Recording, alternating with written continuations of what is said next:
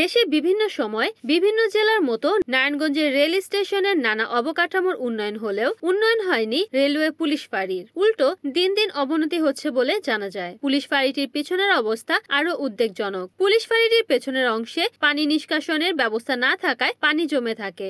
এতে দুর্গন্ধ ছড়ানোর পাশাপাশি রোগ জীবাণুর জন্ম হচ্ছে প্রতিনিয়ত, যা ওই পুলিশ ফাঁড়ির আশেপাশের এলাকাকে হুমকির মুখে ফেলে দিচ্ছে।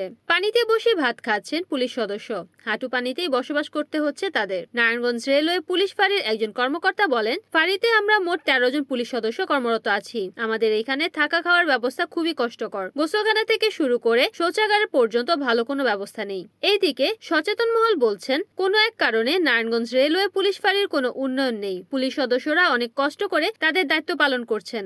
যারা যাত্রীদের নিরাপত্তায় দিনরাত কাজ করছেন, তাদের নিরাপত্তা ও নিশ্চিত আবাসের জন্য ফাঁড়িটির সংস্কার কাজ অত্যন্ত জরুরি।